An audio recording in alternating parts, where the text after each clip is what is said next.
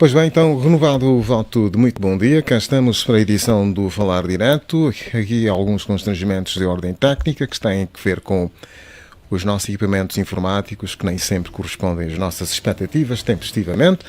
Mas cá estamos então para repor o nosso programa no ar, tal como nós fizemos questão de anunciar. O programa de hoje inscreve dois momentos.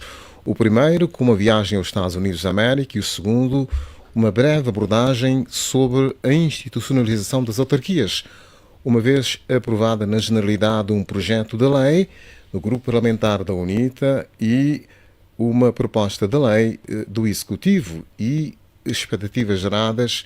A questão que se levantava era que tipo de eleições teremos.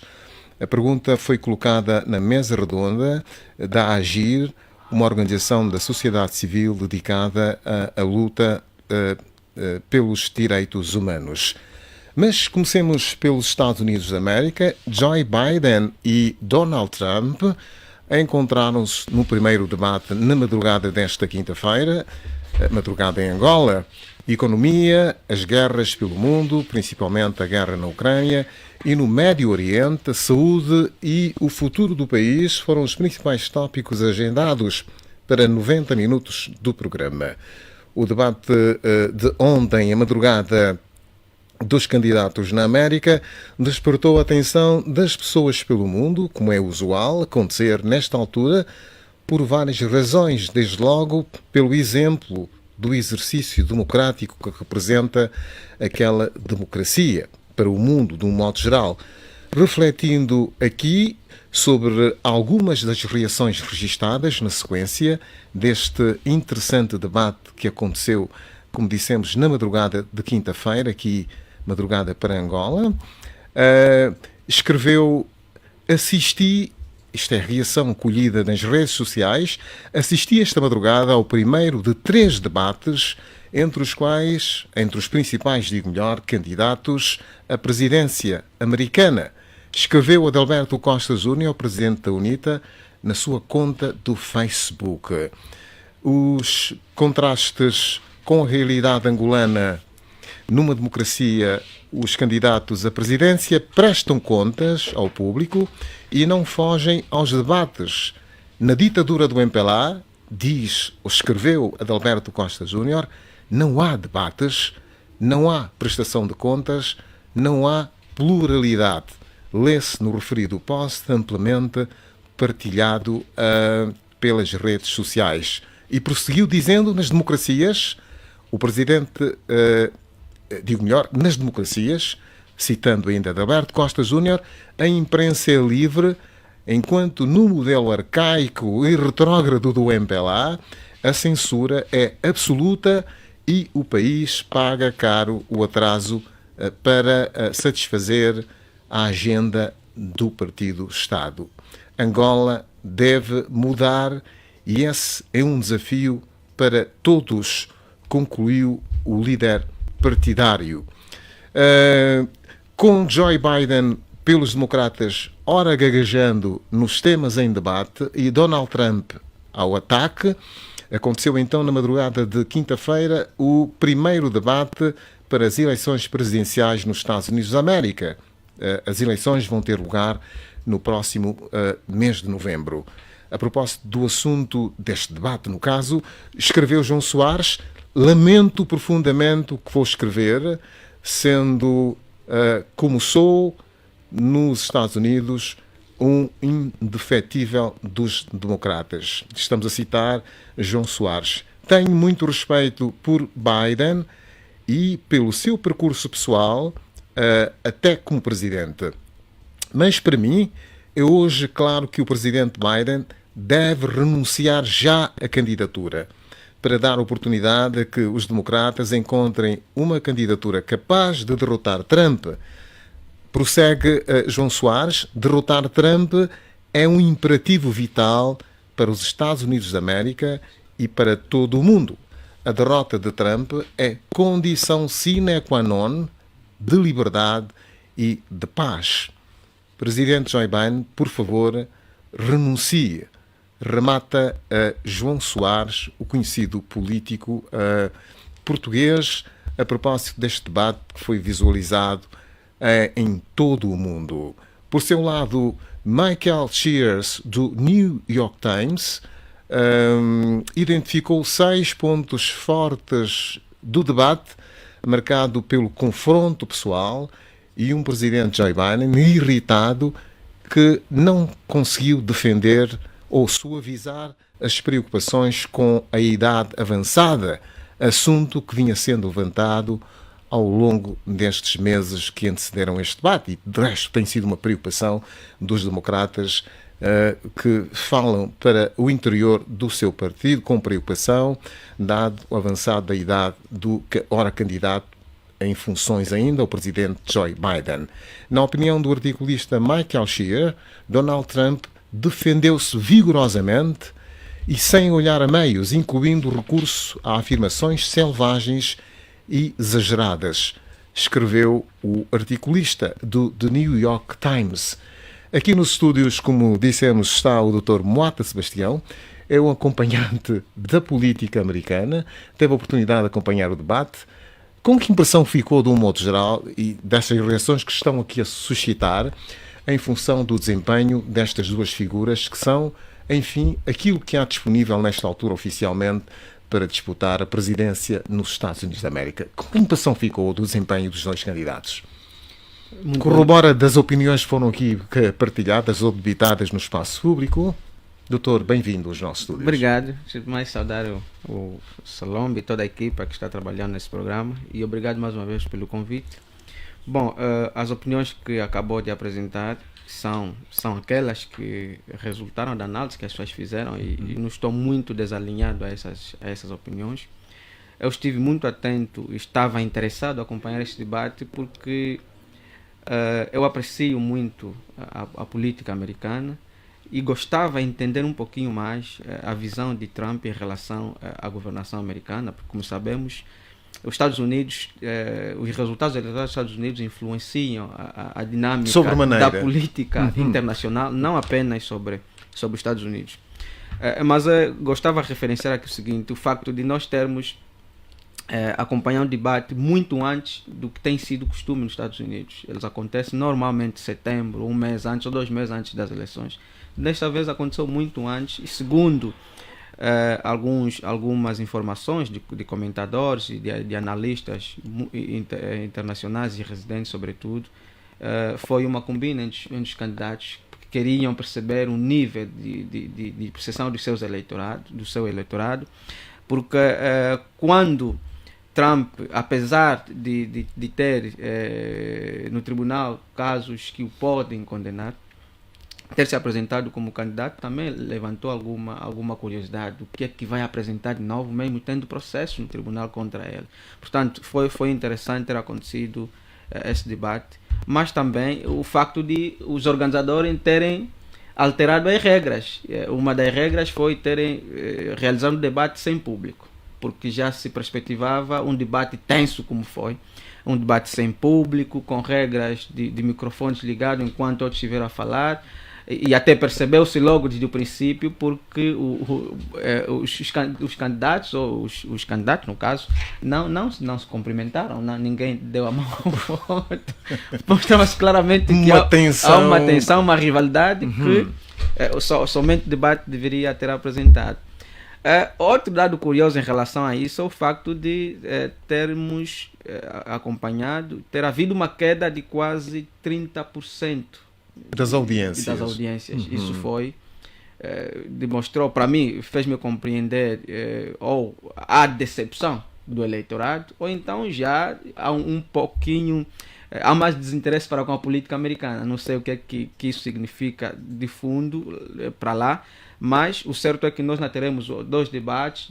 Dia 10, a ABC News vai organizar um debate, e depois, dia 16, a Universidade de Texas também vai realizar um debate. Portanto, ainda temos mais oportunidades para vermos e acompanharmos qual será a posição dos candidatos em relação à situação americana e em relação à situação do mundo.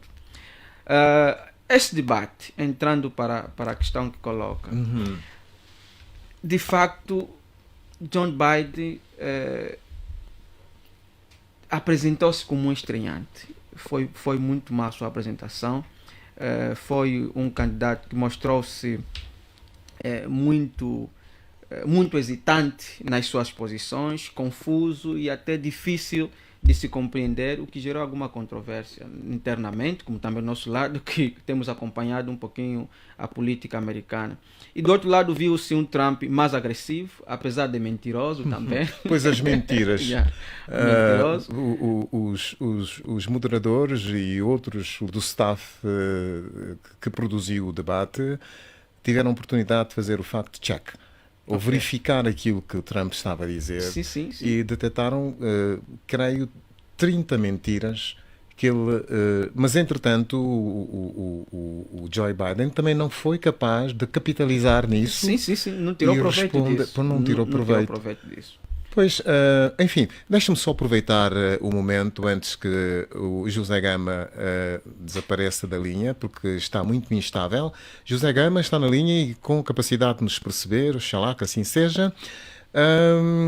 Enfim, apesar disso tudo, deste desempenho de que se está a falar, que muito se fala, aliás, Joe Biden ainda assim conta com o apoio de Barack Obama e de Hillary Clinton, que já se pronunciaram publicamente a dizer que reiteram o apoio, portanto, ao candidato dos democratas.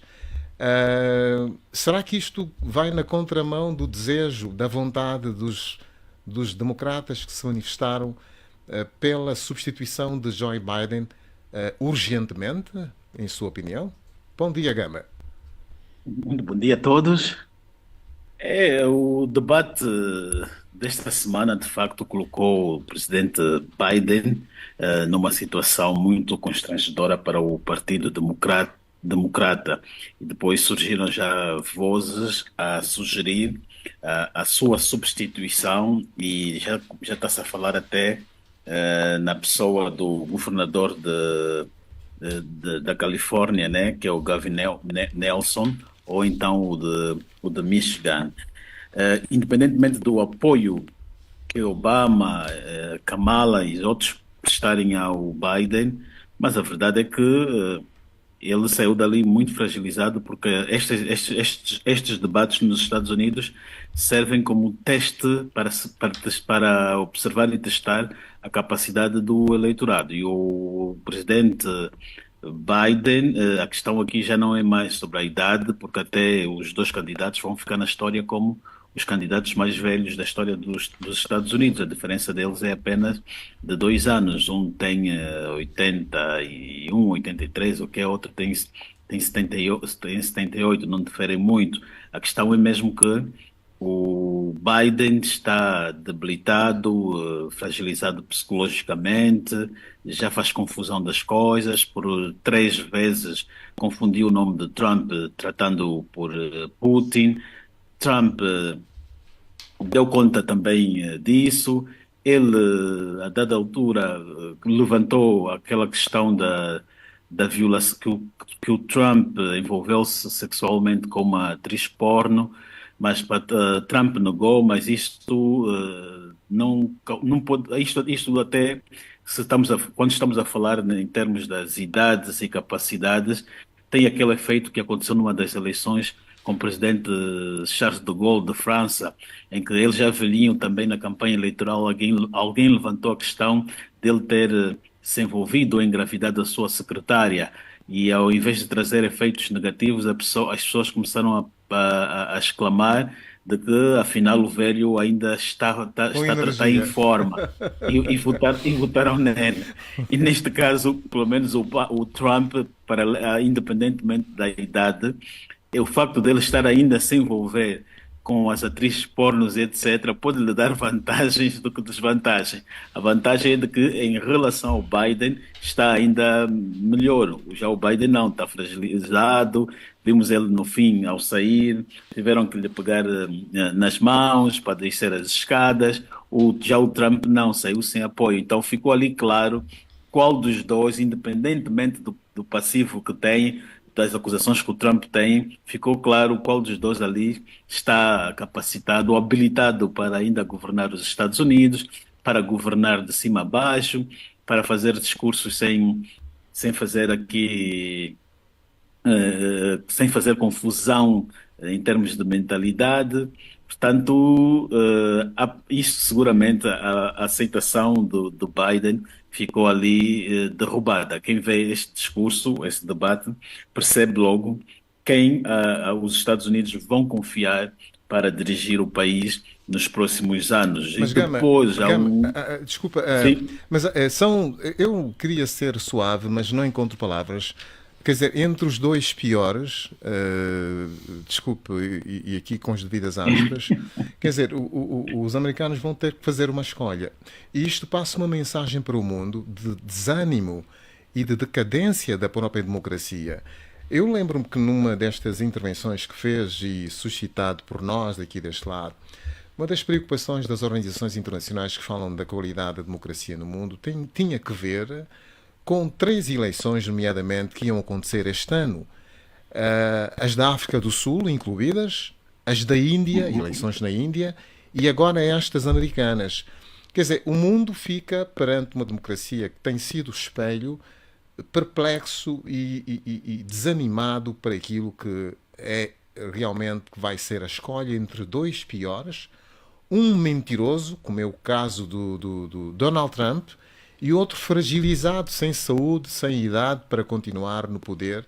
Enfim, há um desânimo que começa a tomar conta dos atores, ou melhor, dos acompanhantes da democracia, do desempenho democrático pelo mundo.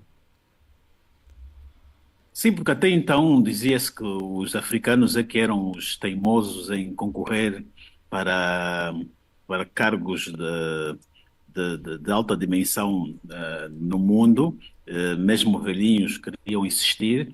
Os Estados Unidos tiveram a experiência de terem experimentado pela primeira vez um presidente de 40 anos para que concorreu às eleições, estamos a falar de Kennedy.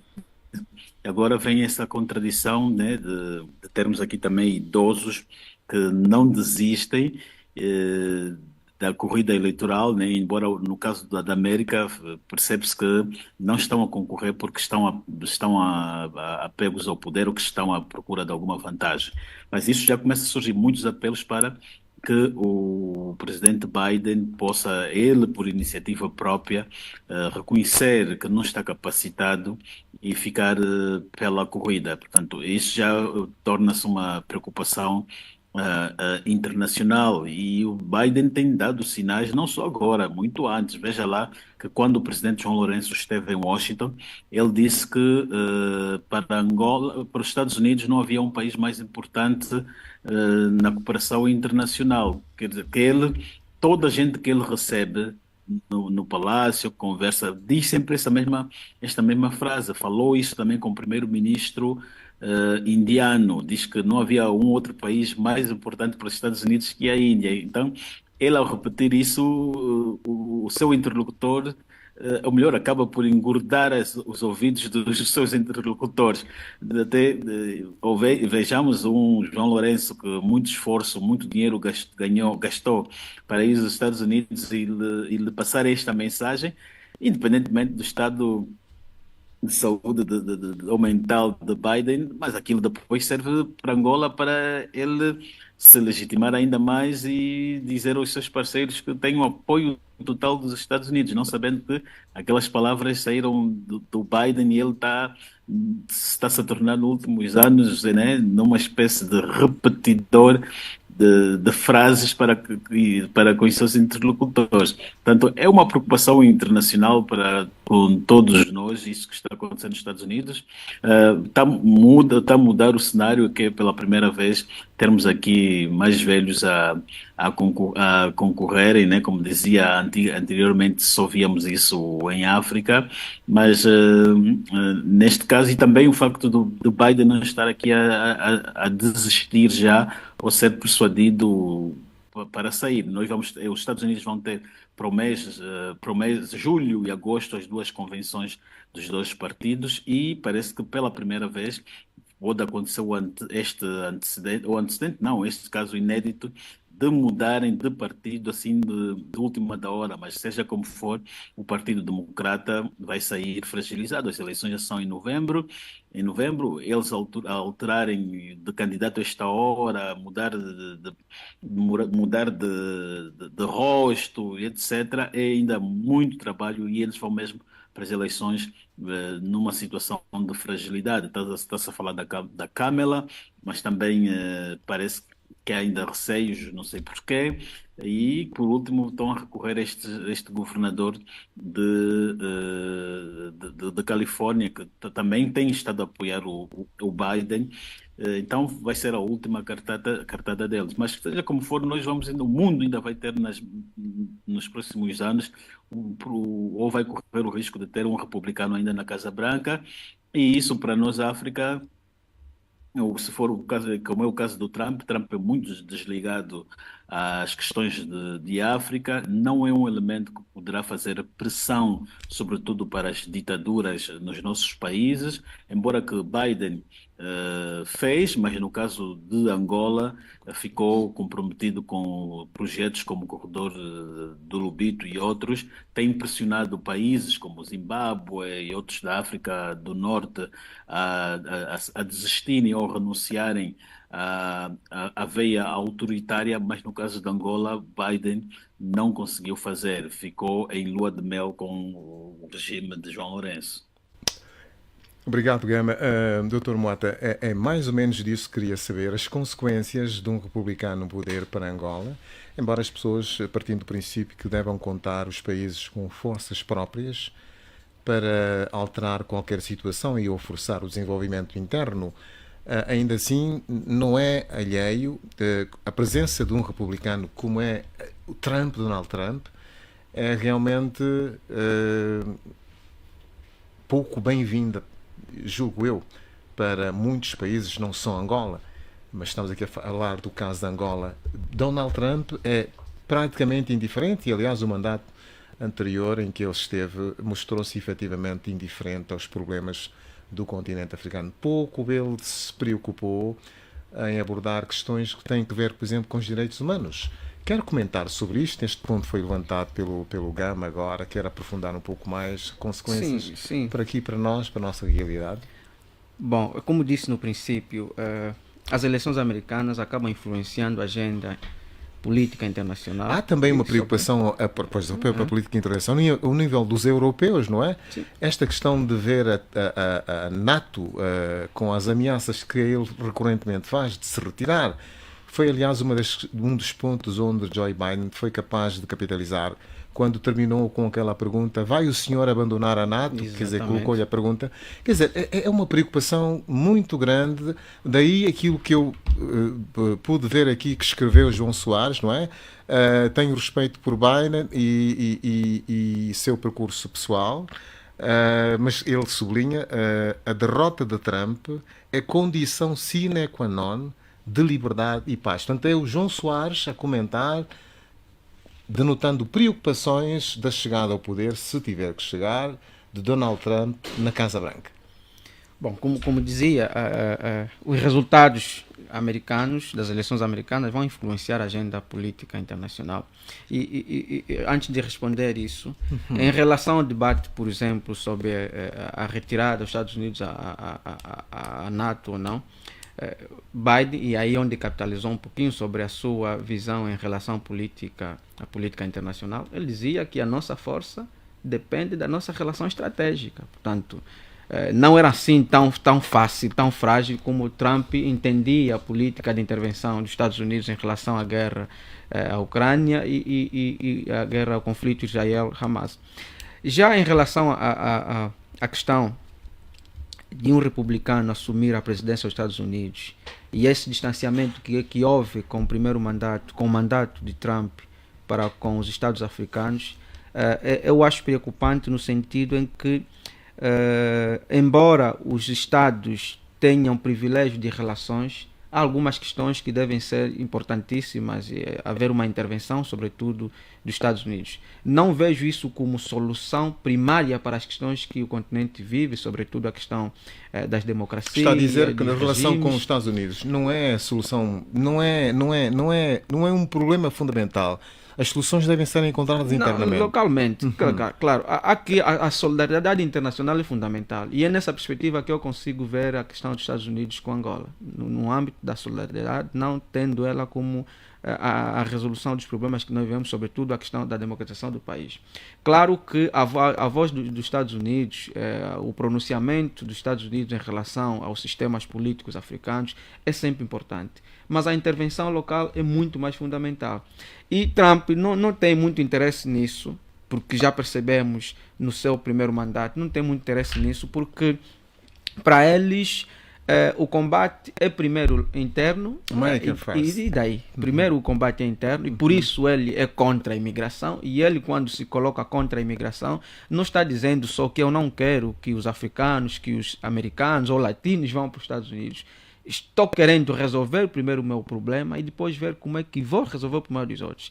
E uma das questões que hoje se levanta, por exemplo, em termos das lideranças que se vão levantando ao mundo afora, que defendem uma perspectiva extremista, como é o caso de Trump, como é o caso da Marine Le Pen na França, por exemplo, é que as relações com a África têm de ser feitas na África, ou seja, as pessoas não podem imigrar para os Estados Unidos, para a Europa, procurando prosperidade. Querem prosperidade? Então nós vamos lá colocar hospitais de qualidade, ensino de qualidade e prosperem lá. Deixem que nós aqui resolvamos nossos problemas com os nossos nacionais, nossos patrícios. Portanto, nessa perspectiva, eu vejo, sim, essa visão de Trump. Mas agora, também, como disse o José Gama, nós não vimos uma intervenção americana tal como se desejava em relação a Angola, porque... Aliás, ele levou o presidente ao colo, não é? Aqui não fez intervenções que, no caso de Joe Biden... Não, claro. Não houve, levou o presidente ao colo e tendo feito aquelas declarações que encheram o ego do presidente da República, não é?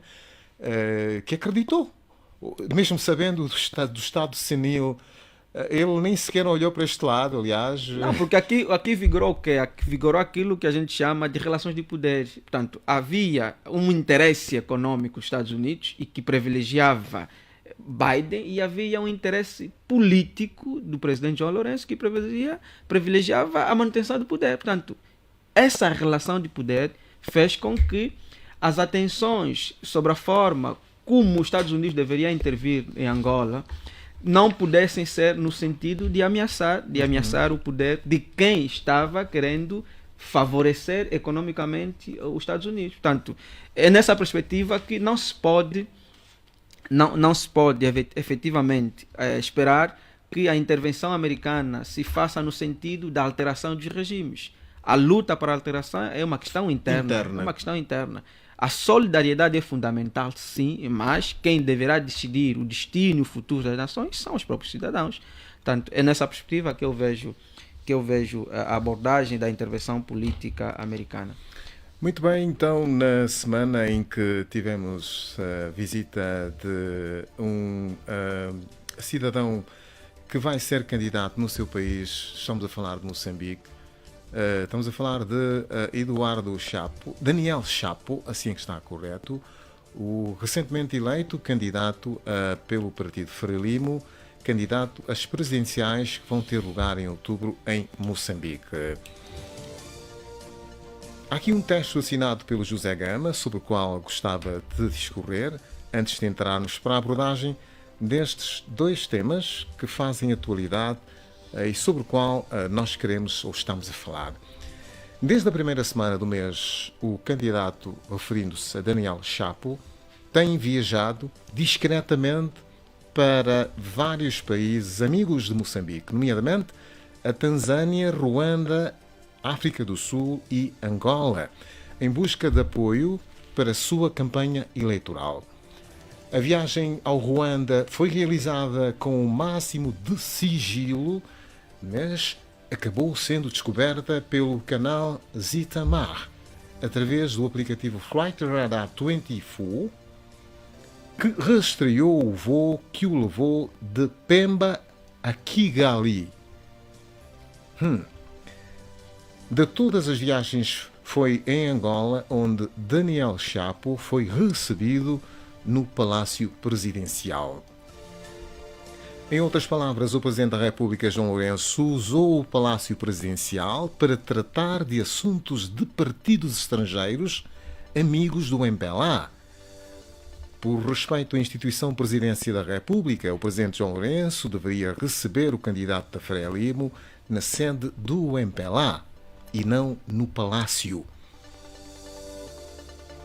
Este é um texto que, a que tivemos acesso com a assinatura de José Gama. Felizmente temos-o na linha ainda. E este texto prossegue dizendo: encontros com líderes de partidos estrangeiros devem ocorrer em locais apropriados, como a sede dos partidos, para evitar qualquer confusão ou aparência de uso indevido de recursos institucionais. João Lourenço deveria seguir o exemplo do antigo primeiro-ministro de Portugal, Cavaco Silva, que em janeiro de 1990 recusou receber o então líder da UNITA, Jonas Savimbi, no Palácio do São Bento, em Lisboa, optando por recebê-lo na sede de seu partido, o PSD, para evitar qualquer aparência de recepção de Estado. A Constituição angolana estabelece princípios gerais sobre relações internacionais, determinando o respeito à soberania de outros Estados e a não ingerência nos assuntos internos destes.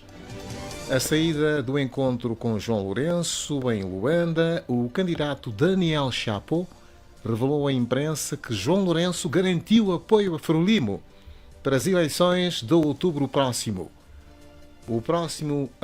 Citando, o presidente João Lourenço reafirmou o compromisso do MPLA de dar apoio incondicional a Frelimo no processo eleitoral, da mesma forma como a Frelimo apoiou o MPLA durante momentos eleitorais. Somos partidos irmãos e estamos aqui para estreitar relações de amizade e cooperação. Eu vou repetir esta citação, mas começando aqui do ponto 2, a Constituição angolana estabelece princípios gerais sobre relações internacionais, determinando o respeito à soberania de outros Estados e a não ingerência nos assuntos internos destes. A saída do encontro com João Lourenço, em Luanda, o candidato Daniel Chapo revelou à imprensa que João Lourenço garantiu apoio a Frelimo para as eleições de outubro próximo. Cita o artigo: o presidente João Lourenço reafirmou o compromisso do MPLA de dar apoio incondicional a Frelimo no processo eleitoral, da mesma forma como a Frelimo apoiou o MPLA durante momentos eleitorais. Somos partidos irmãos e estamos aqui para estreitar relações de amizade e cooperação, disse Eduardo Chapo, o candidato da Frelimo, que falou à imprensa saída da visita no Palácio Presidencial. Prossegue o texto a abordagem do Presidente da República e do candidato da Frelimo, uma vez que inclui questões eleitorais específicas relacionadas às eleições em Moçambique, pode ser interpretada como uma forma de interferência nos assuntos internos de Moçambique. É fundamental que o Presidente de Angola respeite a soberania de outros Estados e evite qualquer ação que possa ser interpretada como uma tentativa de influenciar os processos políticos internos de outros países. Isto inclui abster-se de oferecer apoio explícito a candidatos ou partidos durante períodos eleitorais em países estrangeiros.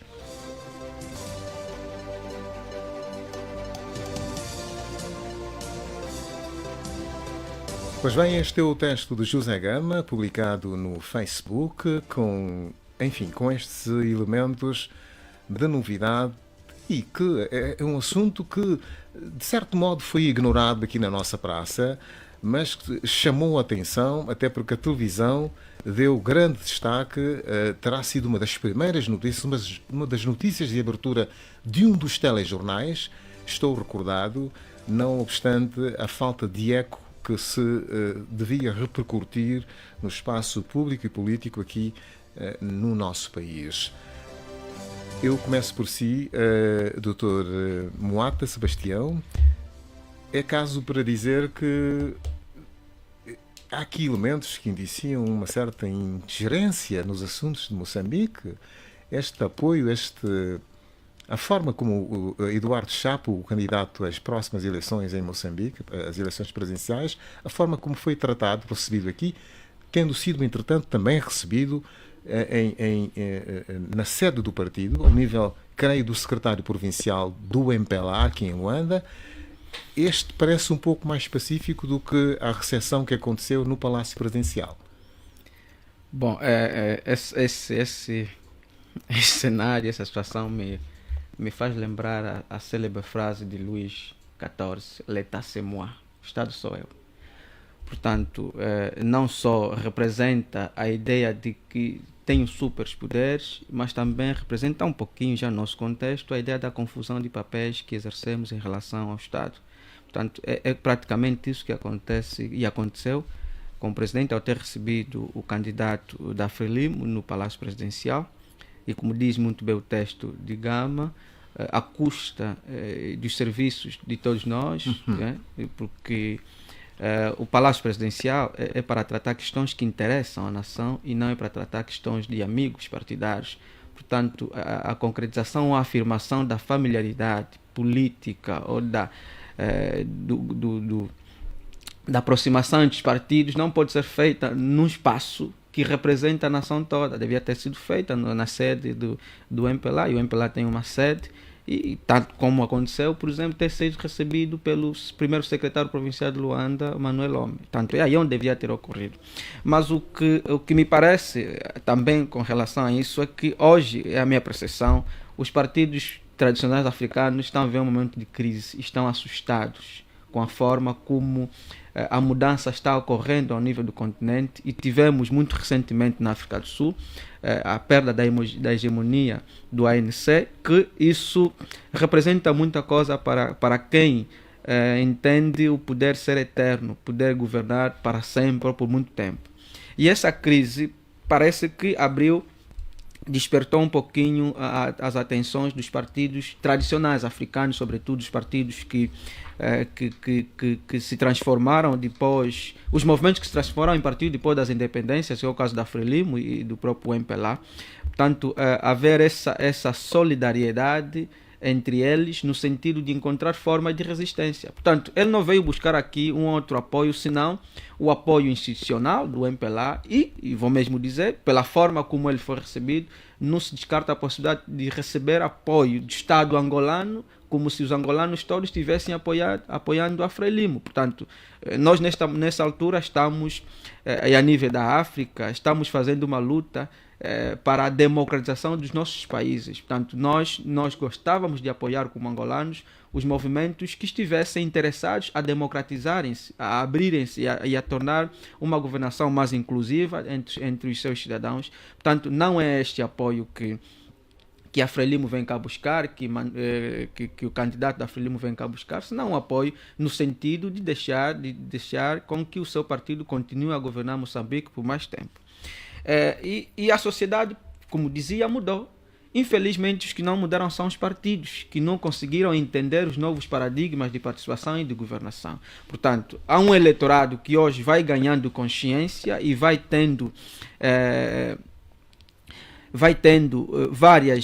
trazendo várias demandas que têm sido ignoradas pelos governantes, como é o caso do emprego.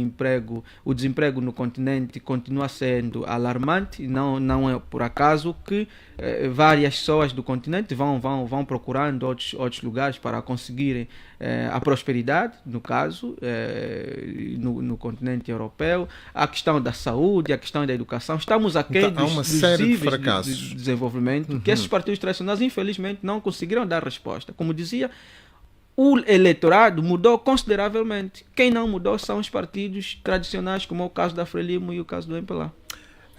José Gama ainda está na linha, espero que esteja. A África do Sul teve recentemente, e aqui citado pelo Dr. Moata, estes resultados eleitorais colocaram a ANC na berlinda e obrigado a fazer a coligação ou constituir um governo de unidade nacional, se assim se pode dizer. Como é que estes antigos movimentos se podem reinventar para sobreviver por muito mais tempo no poder? Esta é a pergunta que fica no ar e tendo em atenção também aos desenvolvimentos na África do Sul, que não são muitos, levou algum tempo, ainda até o momento, tudo quanto sei, não se conseguiu formar por divergências com a segunda força política o governo de unidade nacional ali na África do Sul. A pergunta é de que forma é que os antigos movimentos se podem reinventar para efetivamente sobreviver por mais algum tempo no poder, se é o que almejam fundamentalmente, independentemente de realizarem ou não aquilo que são os grandes desafios que se colocam no continente africano.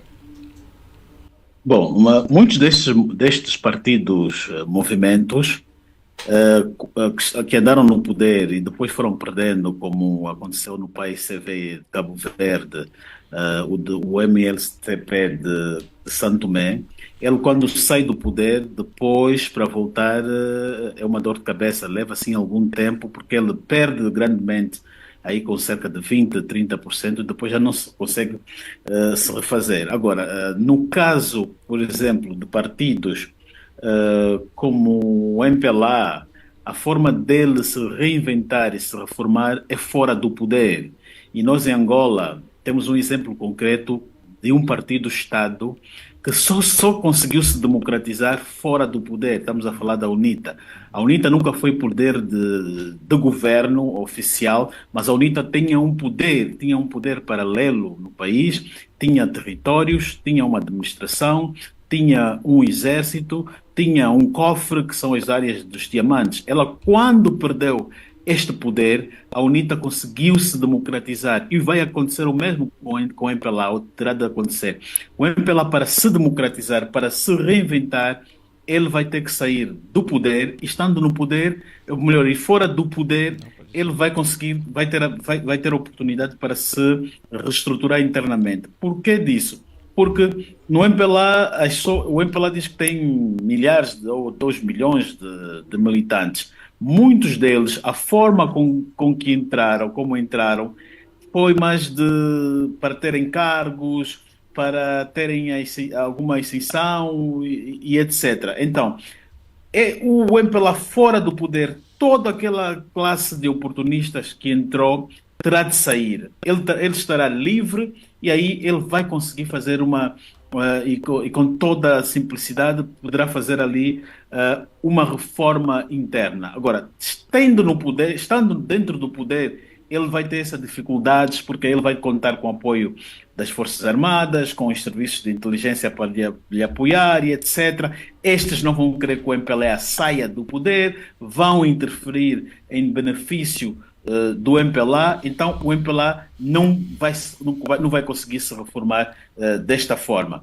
Agora, com o ANC é diferente. O ANC, ele consegue se reformar tanto fora como dentro do poder. Só assim, conforme ele está já perdendo 40%, já está a perder aqui uma essência. O ANC tinha uma política de passar a nomear apenas elementos do partido nas estruturas do Estado para cargos de alta chefia.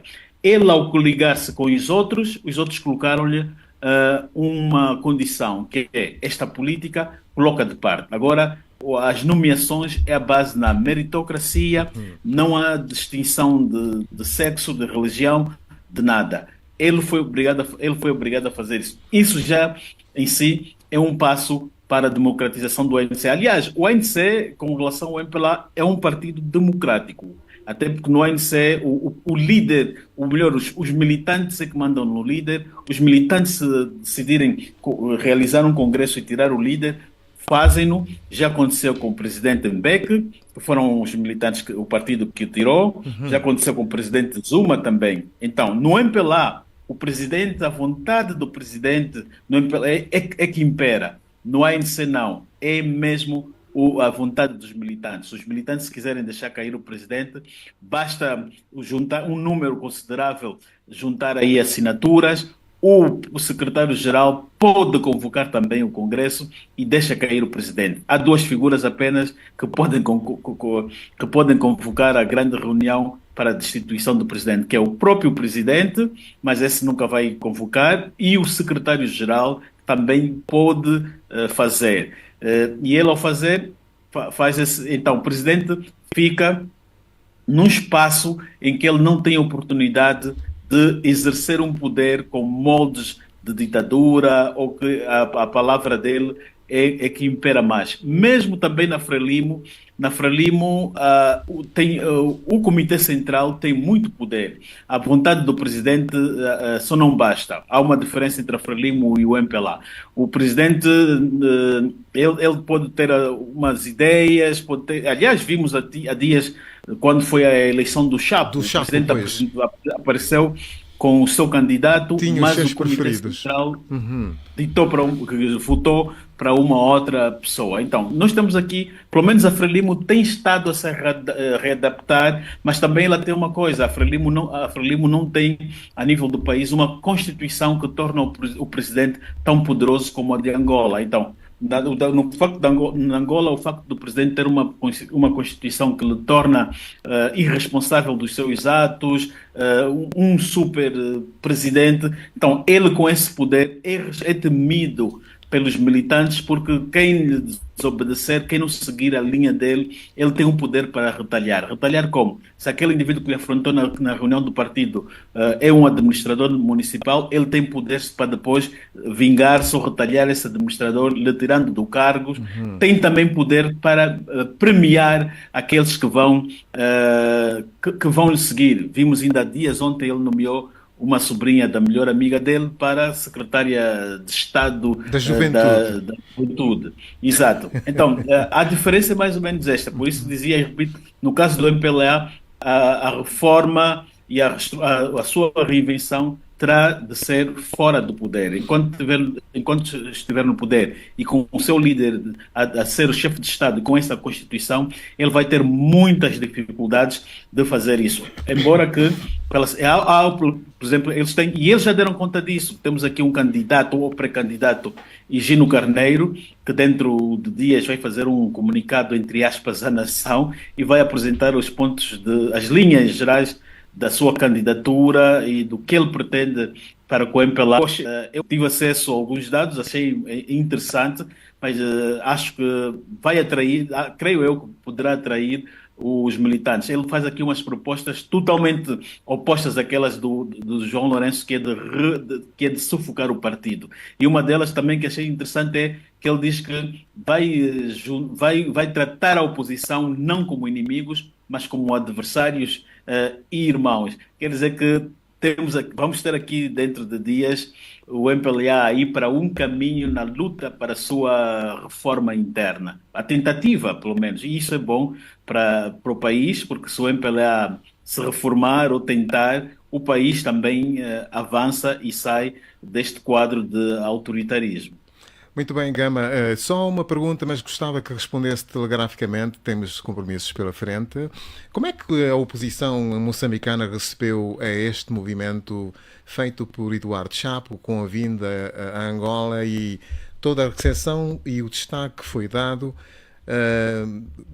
desta potencial interferência de Angola no processo eleitoral moçambicano? Como é que reagiram os moçambicanos na oposição em relação Olha, a isto que os aconteceu? moçambicanos estão a reagir com muito repúdio, por primeiro, o Chapo está a usar o avião presidencial de Moçambique para estas suas viagens. O Chapo praticamente está a ter o apoio institucional para a sua campanha eleitoral. Ele esteve na Tanzânia, esteve aqui na África do Sul, esteve secretamente no Ruanda, mas foi apanhado. Então, embora que eles tenham a tradição, né, a nível da Frelimo, dos candidatos depois visitarem os países amigos. Mas nesse caso, nesta viagem, como estamos num período de transparência e prestação de contas, ele está a ser criticado por estar a usar recursos do Estado para estas viagens presidenciais que ele está a fazer, no momento em que ainda pré-candidato e está em missão partidária e não missões de Estado. Portanto, há aqui uma contestação mesmo que está a acontecer na esfera política moçambicana do lado da oposição. José Gama, Dr. Moata Sebastião, obrigado por terem estado nesta primeira parte da edição de hoje do nosso Falar Direto. Obrigado, tenham um bom fim de semana. Querendo Deus, estaremos juntos numa próxima ocasião. Bom dia. Bom dia. Obrigado, Salom. Muito obrigado. E está cumprida a missão, não é? Não, sem problema. Liberto para outros afazeres. Eu sei que tem muitos, Tá bem, muito mas obrigado. ainda assim convido a acompanhar a emissão da Rádio Despertar, que tem uma segunda parte para hoje passar em retrospectiva aquilo que foi a mesa redonda e de que o senhor é interveniente. Portanto, vale a pena acompanhar e efetivamente vamos dar oportunidade aos nossos ouvintes que nos acompanham para aquilo que efetivamente foi o rescaldo, ou é aliás o rescaldo da mesa redonda realizada no auditório das Irmãs Paulinas na passada semana. Com efeito, que autarquias teremos em Angola, com um acréscimo de quando resolver, indaga a agir, ou neste caso indagava, a agir em mesa redonda, realizada na passada semana no auditório das Irmãs Paulinas, a Vila Alice. 4 convidados animaram o evento, nomeadamente a doutora Mihaela Weba, o doutor Moata Sebastião, o doutor Manuel Cangundo e o doutor Albino Paquici. Sois os heróis dos nossos dias pela vossa verticalidade, conscientes dos custos e oportunidade que as vossas escolhas impuseram, considerou o moderador do evento no momento em que dava as boas-vindas aos preletores. Esta foi uma oportunidade de estarmos por dentro do que se discute na Assembleia Nacional, perante expectativas que se geraram com a aprovação na generalidade do projeto de lei do GPU, se quiserem, Grupo Parlamentar da UNITA, e da proposta de lei iniciativa do Executivo.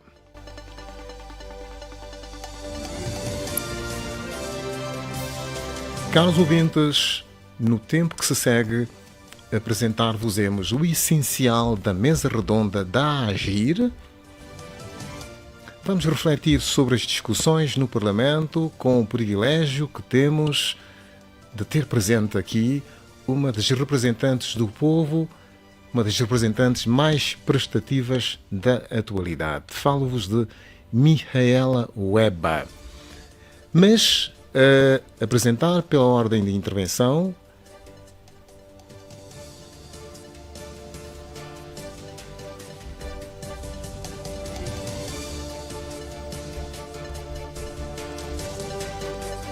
pois dizia, a apresentar pela ordem de intervenção, o primeiro interveniente, passa aqui a repetição, é o Dr. Moata Sebastião, de quem passamos a descrever alguns dados importantes. Dr. Moata Sebastião é filho do Nagaje, na província do Uíge.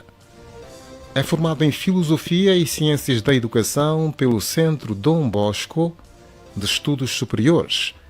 É mestre pela Piedmont University, especialista em Ciências Políticas pela Universidade Federal do Rio Grande do Sul, assim que está correto, Brasil. É docente universitário no Instituto Superior João Paulo II da UCAN, Universidade Católica de Angola. É atualmente o secretário-geral do Bloco Democrático. Vamos ouvir. Moata Sebastião. Antes de ir ao âmago da questão, eu gostava, primeiramente, de fazer um recurso à história, porque, como já foi dito, nós estamos aqui para refletirmos um assunto que não é novo na nossa história contemporânea. Estamos há mais de 40 anos a refletir em torno das autarquias. Portanto, essa busca à historicidade vai ser importante para nos situar e compreendermos de onde é que nós saímos, onde estamos e o que é que nós perspectivamos para eventualmente podermos responder que autarquias teremos em Angola. E eu faço esse recuo tendo como referência a Lei Constitucional de 1975, no seu artigo 146, que já apresentava a questão das autarquias naquela altura, mas alguma referência gostava de fazer em torno desta lei, o facto de ela ter surgido numa altura de reivindicação da autonomia dos povos de Angola. No caso, como sabem, esta lei formatou aquilo que veio a ser mais tarde a independência de Angola. Só que houve um elemento que a história parece não se lembrar e também para o nosso imaginário coletivo parece não fazer sentido, o facto de ela ter anulado alguns ganhos que já existiram na época colonial, sob o regime ainda colonial, que são as questões das comissões populares de bairro, que já tinham uma forma de organização e representatividade dos interesses dos angolanos nos seus bairros, cujas decisões eram tomadas de forma colegial e até condicionavam algumas iniciativas coloniais que não deveriam ser tomadas sem consultar as populações dos muceques, dos vários bairros daqui de Luanda. Temos como referência o bairro Operário, por exemplo, que na altura quem fazia parte dessa liderança é alguém que todos nós conhecemos politicamente, por sinal o presidente do Bloco Democrático, Dr. Filomeno Vieira Lopes, que teve uma importância fundamental na constituição destes movimentos ao nível dos bairros. Essa lei, a lei constitucional, já tinha como referência as autarquias locais e a definia como sendo pessoas coletivas, territoriais, com órgãos representativos eletivos ou eleitos. Portanto, esse debate é retomado também na Constituição de 2010 e com algum reforço na nossa Constituição, no artigo 217, na atual lei constitucional. O que torna evidente estarmos diante de um assunto que não é novo para a nossa história, mas que por si só não tem sido capaz de concretizar aquilo que ela mesma diz, ou por sonegação de quem deveria ter feito não faz, no caso o Presidente da República, que não convoca, ou porque há interesses ideológicos que se sobrepõem aos interesses nacionais, passando por cima daquilo que a lei estipula como direito, porque o direito de representação, nos fazermos representar, é um direito ligado à nossa condição humana também. E gostava aqui de apresentar alguns pressupostos constitucionais que traduzem o sentido das autarquias quando olhamos para ela como uma oportunidade de nos autorrepresentarmos e autogovernar, que tem a ver com dois pressupostos. O primeiro pressuposto é o pressuposto que tem a ver com a filosofia, com os valores e, sobretudo, com as regras do Estado Democrático de Direito, que tem a ver com a soberania popular, o primado da Constituição e da lei, a separação de poderes e a independência de funções, o pluralismo de expressão e de organização política, e uma mais essencial é a democracia representativa e participativa. Este é o primeiro pressuposto que define o âmbito daquilo que nós poderemos mais tarde desenvolver e debater. A segunda perspectiva é a perspectiva que tem a ver com, é mais específica esta, tem a ver com a natureza, com as características e as competências das autarquias. Ou seja, aqui está muito mais patente a questão da autogovernação, que no caso determina não apenas o limite da representação do poder, mas sim as possibilidades que o espaço dá e garante aos cidadãos poderem participar. É com estes dois pressupostos que eu gostava de entrar e querendo aqui responder à questão. Mas eu gostava de responder fazendo um outro problema, por digamos, vício de formação. Eu gostava de reproblematizar o problema que apresentam, que autarquias nós queremos em Angola. E eu gostava de colocá-lo de outra forma, que autarquias nós queremos com as instituições que nós temos.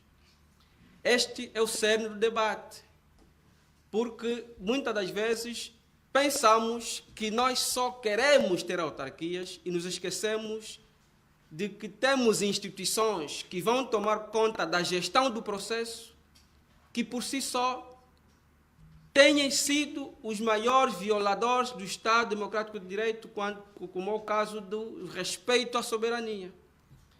Porque o voto, a decisão que o cidadão toma, não é uma decisão institucional, é uma decisão onde ele deposita partindo de uma convicção própria. Assim sendo, reproblematizando, nós podemos ter autarquias que precisamos em Angola com as instituições que temos? Espero que essa questão não seja vista como um apelo ao retrocesso, que as pessoas digam que o Moata, o Bloco, não defende as autarquias. É um problema que eu coloco que tem de nos desafiar. Se nós queremos as autarquias efetivamente, temos que começar a pensar de que modo nós queremos as autarquias. E respondendo à questão, eu diria que nós precisamos de autarquias em Angola que combinem com os interesses dos angolanos, que não sejam fraudulentas, que não sejam manipuladoras e que sejam resultado do respeito da vontade soberana do povo angolano. Isso significa dizer, se nós avançarmos para as autarquias com as instituições que temos, precisamos ter a coragem de reivindicar quando percebermos que elas não ocorreram de acordo com a nossa vontade. Portanto, as autarquias que nós precisamos em Angola deverão ser aquelas que correspondam às expectativas e que sejam, de facto, a tradução do respeito da vontade soberana, ou seja, do Estado Democrático de Direito. Portanto, essas são as linhas que eu apresento como introdução ao debate em torno do tema que apresento. Obrigado.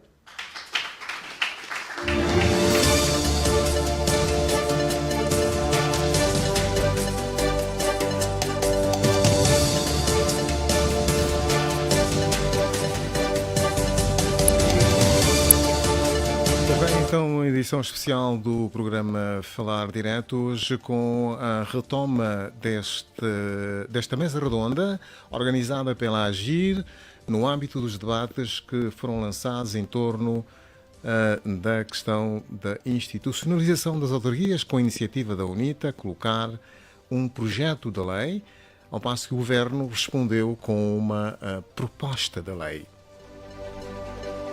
Aqui tivemos a primeira intervenção do Dr. Moata Sebastião, como dissemos, filho do Negaje, formado em Filosofia e Ciências da Educação pelo Centro Dom Bosco de Estudos Superiores, mestre em Filosofia pela Piedmont University, especialista em Ciências Políticas pela Universidade Federal do Rio Grande do Sul, docente universitário no Instituto Superior de João Paulo II da UCAN, Universidade Católica de Angola.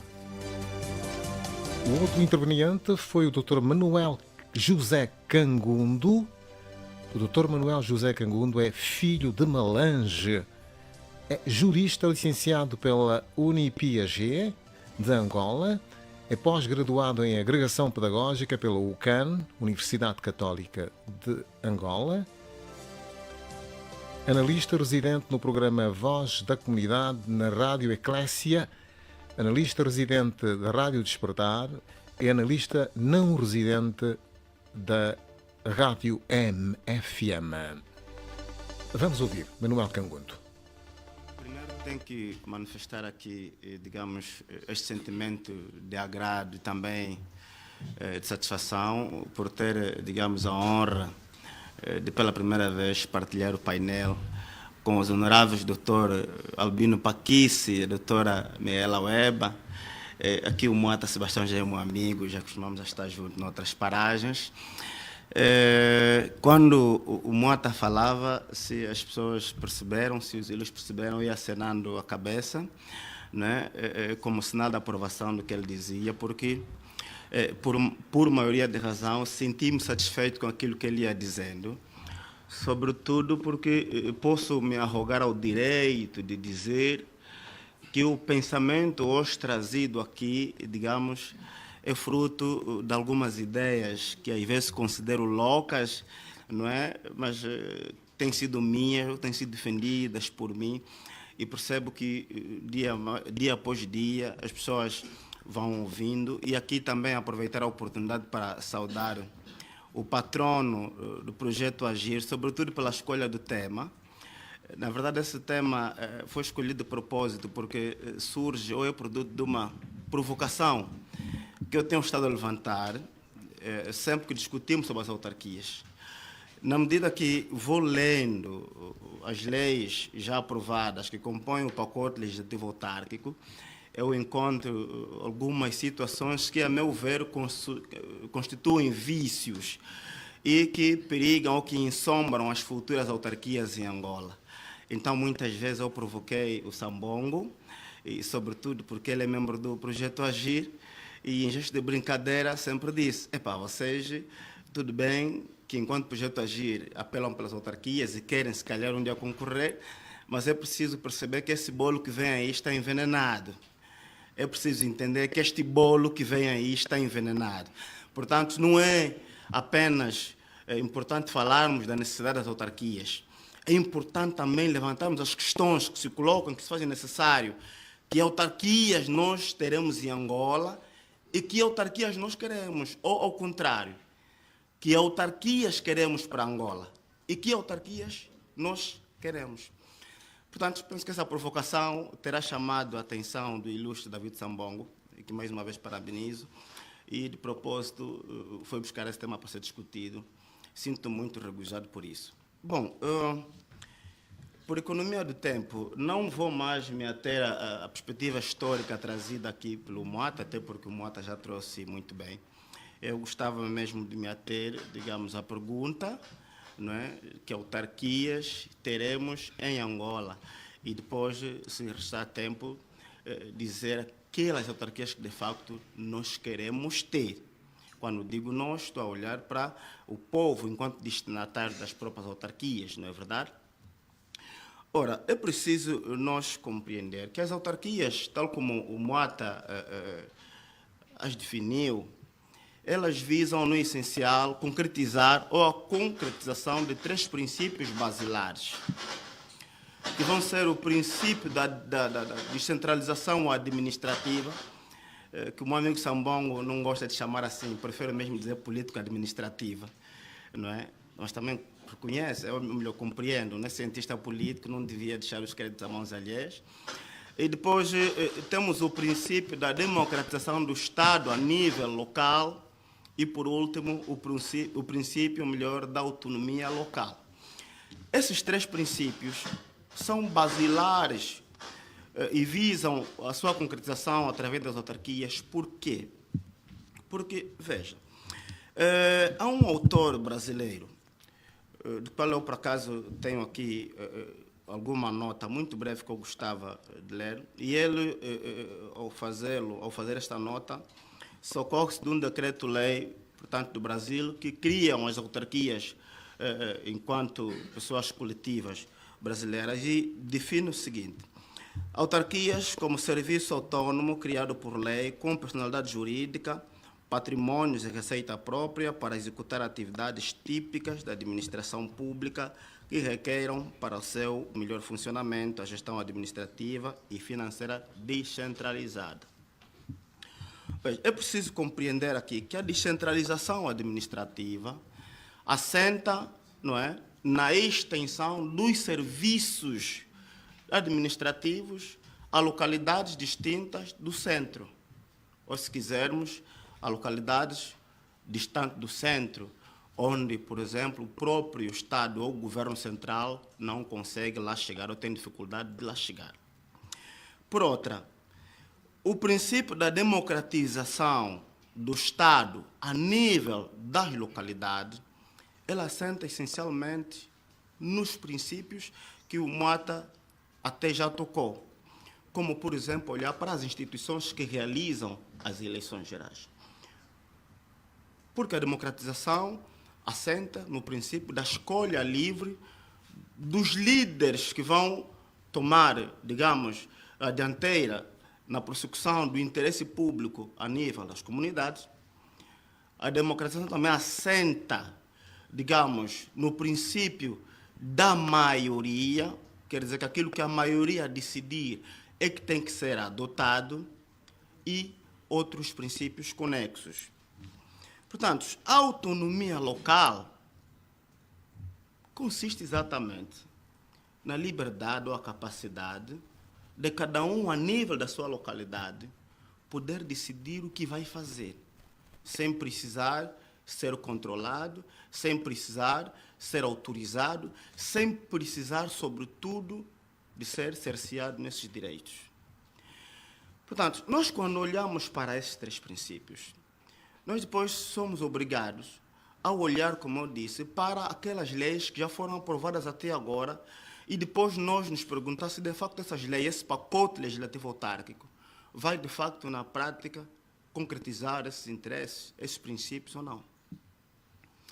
E para responder a isto, eu elenquei algumas situações que eu considero como essenciais e também substanciais, que costumo chamar como vícios, designadamente o princípio da não consignação contido no artigo número 6 da Lei 13/20 de 14 de maio, que é a lei que regula o regime jurídico das finanças das autarquias locais.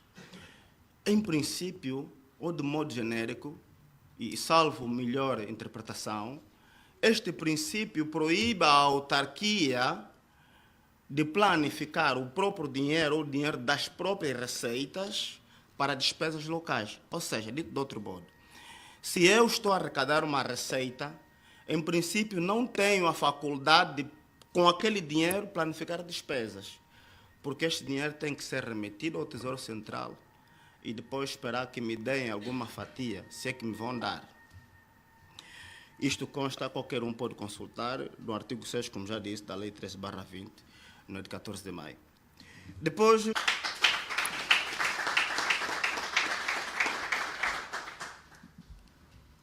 da ratificação dos atos das autarquias locais, contido no artigo 16 da Lei 21/19, de 20 de setembro, que é a Lei da Tutela Administrativa.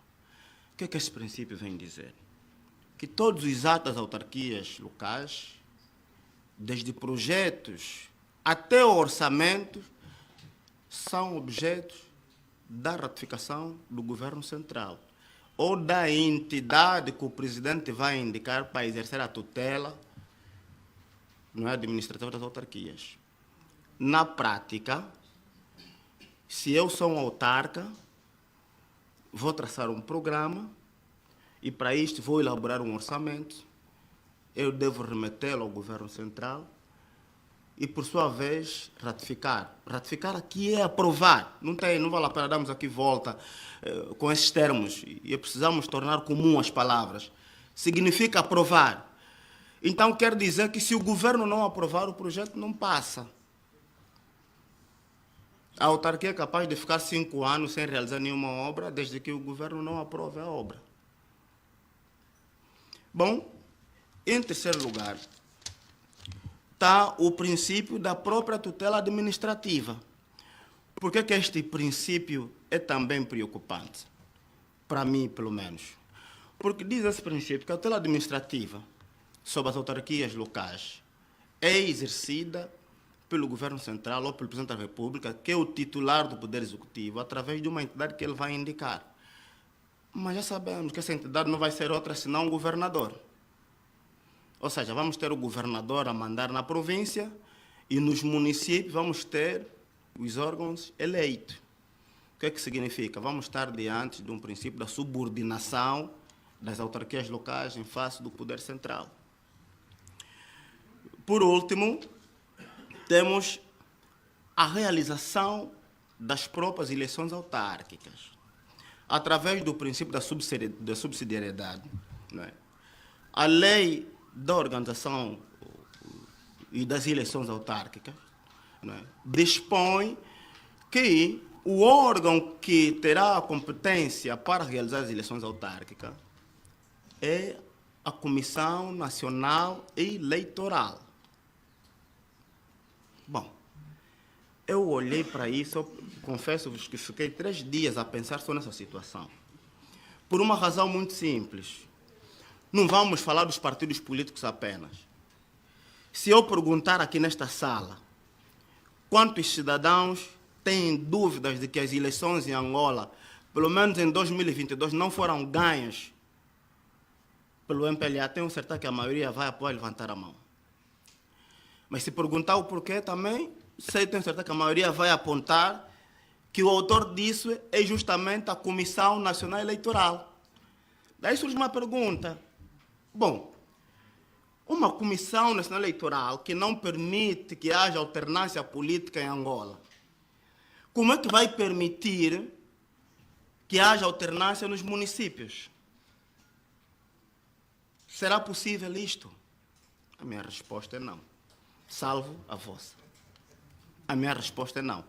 Bom, então, olhando a tudo isto e mais alguns elementos que não vou aqui citar, eu costumo, de facto, a fazer aquilo que o Mota disse aqui, a reproblematização. Pronto, eu costumo problematizar, né? Só que aqui o Mota reproblematizou. Nos meus debates, sobretudo com o Dr. Sambongo, mesmo na Rádio Eclésia, eu levanto sempre esses temas. Porque eu entendo que com o paradigma ou o quadro legal que está a se desenhar para as autarquias, nós vamos ter aquilo que eu convencionei, então decidi chamar de autarquias de pés de barro. Por que autarquias de pés de barro?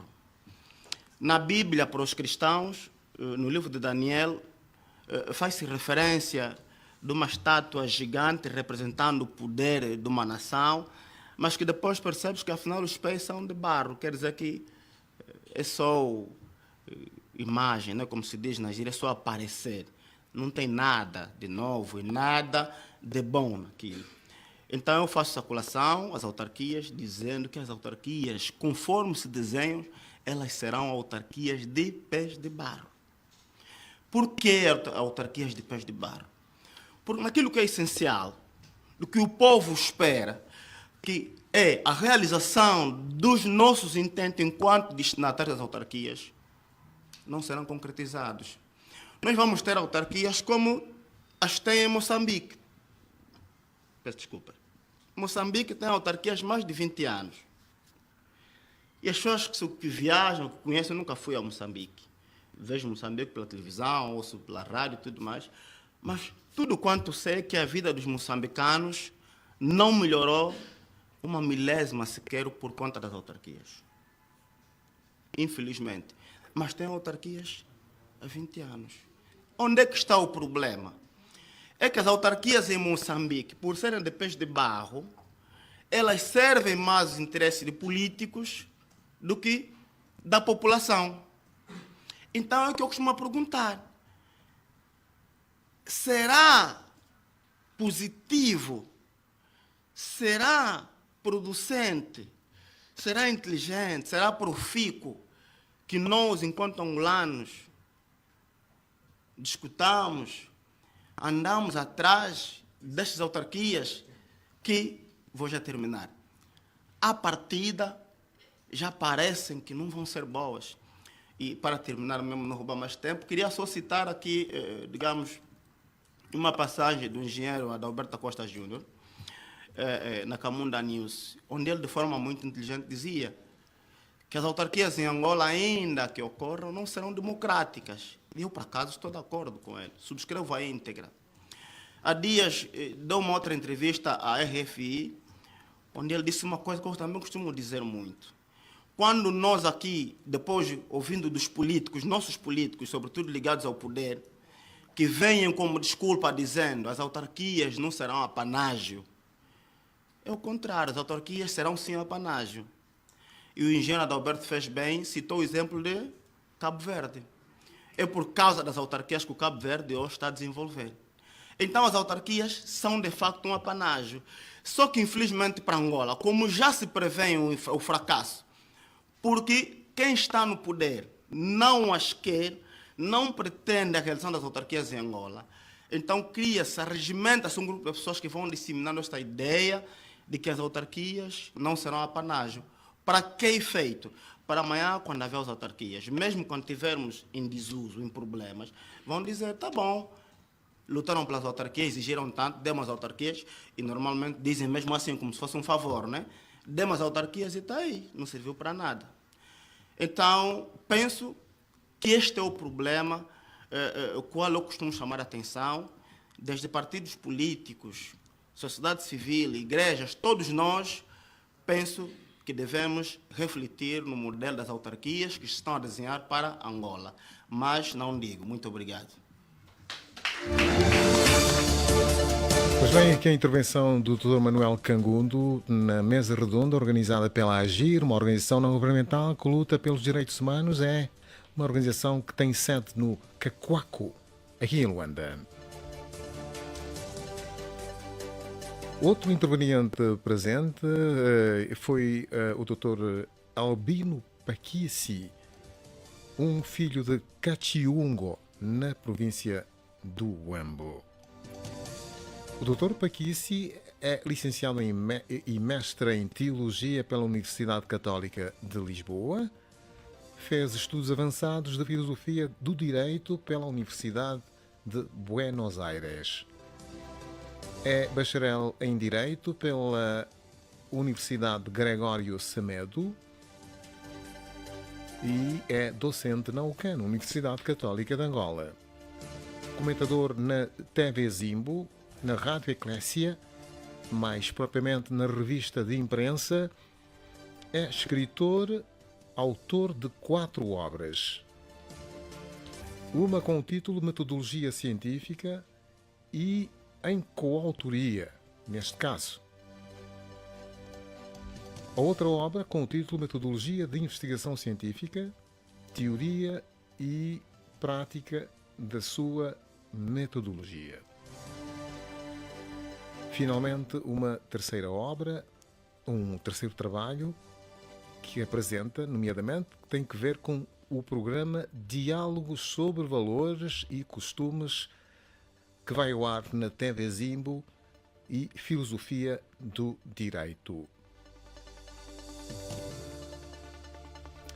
Senhoras e senhores, a mesa redonda da AGIR sendo retratada na edição de hoje do Falar Direto, neste espaço, com um tema central: que autarquias teremos em Angola? Esta foi a questão colocada pela AGIR em face das novas expectativas que se geraram com a aprovação na generalidade do projeto de lei do Grupo Parlamentar da UNITA da institucionalização das autarquias em Angola.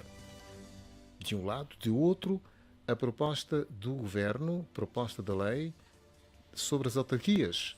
Portanto, todas estas iniciativas foram aprovadas na Casa das Leis e estão, nesta altura, em vias de serem debatidas na especialidade. Vamos ouvir, Dr. Paquici. Boa tarde, Tamuata, Dr. Cangundo, Dr. Sebastião. Boa tarde a todos. Eu queria desdramatizar um bocadinho aqui a ideia passada pelo Dr. Cangundo. Queria desdramatizar. Por quê? Porque se nós temos ainda a lei em discussão na Assembleia Nacional, está aqui a deputada doutora Weba, e houve um acordo entre o MPLA e a UNITA, a quem nós saudamos efusivamente, para discutirem a proposta do Governo e o projeto da UNITA, para fundirem esse projeto. Eu penso que era bom, na minha perspectiva, nós discutirmos o que é que traz a proposta e o que é que tem o projeto. Penso que era importante nós fazermos essa discussão desta forma. Eu estou de acordo com aquilo que diz, de alguma forma, o nosso Dr. Manuel, mas é melhor, porque as desconfianças são imensas entre o MPLA e a UNITA, desde 1960. Eles desconfiam um dos outros que aquilo não vale a pena. Então é melhor ainda, na minha visão, a gente perceber o que há de proveitoso no debate que se pretende fazer. Essa é a minha perspectiva. E lido o projeto, a proposta do governo, que tem pouco menos de 20 artigos, muito poucos, muito reduzidos mesmo, uma coisa de nada. Percebeu-se, aqui estou profundamente de acordo com o que disse o Dr. Manuel, não há vontade da parte do Executivo de realizar autarquias, não há. Mas o Executivo está a ser pressionado pela UNITA, pela sociedade civil e pelas igrejas, com uma grande incidência da Igreja Católica, e, portanto, o Executivo não tem como fazer se não realizar autarquias. Quando nós vamos ver o projeto da UNITA, apresentado pela UNITA, que tem 68 artigos, nós compreendemos que há muita vontade da parte da UNITA e essa pressão será frutífera. Agora, o que nós, pelo menos aquilo que eu recebi como tema é que tipo de autarquias é que nós teremos. Então, a razão de estarmos aqui. Faz sentido que a gente faça essa pergunta, e está de parabéns à organização. Por quê? Que tipo de autarquias? As autarquias dependerá daquilo que nós exigirmos que o governo faça e que os deputados depois debatam a nível da Assembleia Nacional. Eu quero crer, e já disse, vale a pena ler o projeto da UNITA, porque está muito bem estruturado, mas aqui com uma ressalva, é que a UNITA não governa. A UNITA não é governo. E porque não é governo, vais-me desculpar, minha colega e amiga, doutora Micaela, quem não é governo dá tudo, porque quando está no governo percebe que não pode dar isto, mas aquilo outro. Este também é o sentido, e nós aqui temos que ter a capacidade de fazer esse debate. Não há problema absolutamente nenhum. Eu penso que a UNITA estica muito a corda quando diz, por exemplo, que tudo há de acontecer nas autarquias. Estou de acordo que elas não são um apanágio, mas elas resolvem muita coisa. Mas quando nós falamos, por exemplo, de meios humanos, depois outros meios e a questão financeira, nós estamos com algum problema. Que a UNITA ressalva e diz no seu projeto: as autarquias não vão deixar de receber os 25 milhões mais 3, que são 28 milhões. Portanto, também me posiciono, de alguma forma, e digo: o Executivo não pode vir com algo que, efetivamente, na lei, na revisão que houve pontual das autarquias, já ficou terminado, que é a questão do gradualismo. Estou mais de acordo com aquilo que apresenta o projeto da UNITA, que é autarquias inframunicipais e supramunicipais, que, para todos os efeitos, o facto de serem infra não tem nenhuma subserviência e o facto de serem supra não tem nenhuma supremacia. Estou mais de acordo com essa perspectiva. De resto, eu tenho entendido, não eu, mas entendem os formados nesta matéria, que a única forma que o Estado tem, quando falamos de centralização de poder e concentração de poder, a única forma possível é através das autarquias, para descentralizar e desconcentrar. Não há outras. E aqui esse debate que o doutor apresenta é um debate interessante. Onde é que fica a figura do governador provincial? Penso que isso também está resolvido de alguma maneira. Mas isso dependerá, por isso é que eu pelo menos não poderei falar muito, porque depois vai falar a doutora Ueva, porque vai depender do consenso que os deputados tiverem na Assembleia Nacional. É que nós estamos nos adiantar a algo que eles têm que discutir. A doutora Ueva está aqui, deputada, temos outros deputados lá atrás. Eles têm que discutir, têm que chegar a um consenso. E aqui nós temos mesmo que compreender a expressão consenso. Temos tido muita dificuldade. Eu procurei no dicionário e a verdade é que o consenso, e nós temos mesmo que ir buscar, consenso é o quê? Consenso significa acordo, mas também não é bem acordo. Consenso significa harmonia, mas não é bem isso.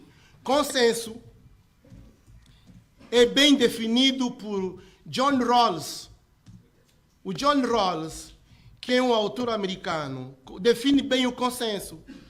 Porque John Rawls, quando fala da justiça, ele diz assim: é bom que a gente utilize uma coisa que se chama véu da ignorância. O véu da ignorância, quando eu estou sobre o véu da ignorância, vamos imaginar que nós aqui estamos todos com os olhos fechados e temos que decidir sobre uma determinada situação. Ninguém sabe o que vem para lá. Ninguém sabe. Quando ninguém sabe o que vem para lá, nós todos vamos decidir tendo em conta que nós ficamos bem na situação. Estão a imaginar essa cena? Estamos todos a imaginar. Então ele diz, pois esse é o véu da ignorância. Quando eu estou com os olhos tapados e eu tenho que decidir, entre o bem e o mal, eu vou escolher o meio termo. O grande problema é que nessa situação, o MPLA sabe quais são as vantagens. Porque há muito tempo governa. Então o que nós estamos a pedir é que os deputados, tanto do MPLA como da UNITA, encontrem um consenso. E ainda bem que essa mesa está uma amiga minha, a deputada doutora Weba, que às vezes é muito teimosa. Desculpa, doutora Weba. Às vezes é muito teimosa, porque não dá o braço a torcer. No consenso, tem que se dar o braço a torcer para perceber onde é que estão as vantagens e desvantagens da decisão que vamos tomar para o benefício da maioria. Agora, vamos voltar à pergunta do tema. Que autarquias é que vamos ter? As autarquias dependerão, na minha perspectiva, de nós estudarmos todos os documentos e, nesta altura que há o debate, nós fazermos o grande debate. E vou terminar com a ideia passada pelo Dr. Manuel. Não há outra forma de nós conseguirmos ter autarquias verdadeiramente livres, justas e transparentes se nós não fizermos pressão na questão da Comissão Nacional Eleitoral. Discuti com a doutora Weba, coisa de 2 semanas, liguei para ela e discutimos um bocadinho. Eu disse, doutora, nesta fase em que vocês têm na Assembleia Nacional a questão...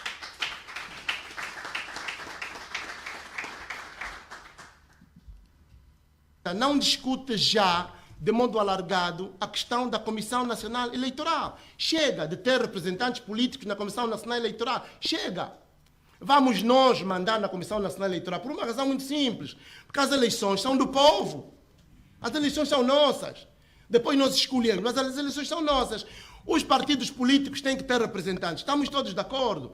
O MPLA tem que ter lá representante, a UNITA tem que ter lá representante, mas as eleições são nossas. Quando nós deixamos que seja portanto, o Ministério da Administração do Território do Estado, era a reforma, que ele era MATRE, depois era MATRE, depois ficou MATRE, depois voltou para MATRE. Porque o MATRE era preciso ser Ministério da Administração do Estado do Território e Reforma do Estado. O MPLA percebeu, se a gente puser aqui Reforma do Estado, vamos ter que reformar o Estado. Então tiraram o RE, ficou novamente Ministério da Administração do Território, pronto. Se nós deixarmos que seja o Ministério do Território a organizar as eleições, e os senhores se lembram muito bem, pelo menos aqueles que vêm TV Zimbo se lembram, se não vêm TV Zimbo, pelo menos vêm nas redes sociais, que nós perguntamos o seguinte, os mortos também estão no ficheiro. E se nós permitirmos que seja o MATA a fazer o registro, depois passa ao Ministério da Justiça, que nós purga os defuntos, depois vai à Comissão Nacional Eleitoral, que está composta maioritariamente pelo partido que governa há muito tempo. Meus senhores, não há como nós termos eleições justas, livres e transparentes. Não vale a pena. Nós podemos fazer o que quisermos, se não trabalharmos sobre uma pensão também forte na Comissão Nacional Eleitoral, onde nós propomos que se ponha figuras ou religiosas ou da sociedade civil, nós não vamos conseguir. Porque o partido que governa está muito interessado em perpetuar-se no poder, nós também sabemos disso, o poder também cuia, como dizem os nossos amigos, mas o nosso sofrimento não vai terminar. Então eu penso que esse debate é muito importante, mas vamos ler a lei e as propostas para que, depois deles fazerem a discussão, os deputados, nós saibamos efetivamente para onde pende, portanto, o interesse público e quais são as falhas que haverão no debate que eles vão apresentar. Penso que para início de conversa, esta é a minha apresentação, mas é importante nós termos atenção à Comissão Nacional Eleitoral. Passo a palavra ao Dr. Samuel. Obrigado.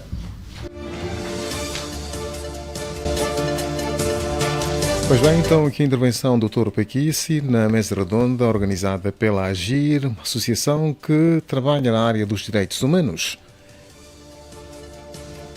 Hoje, Falar Direto, edição especial. Estamos a retomar esta mesa redonda pela atualidade do assunto, malgrada a abordagem que foi feita na semana passada em relação à divisão de Luanda em duas, o que, de certo modo, ofuscou a continuidade da abordagem deste tema, que se julgava ser pertinente, atual e que criou esperanças aos angolanos de um novo porvir que infelizmente fica de certo modo ofuscado.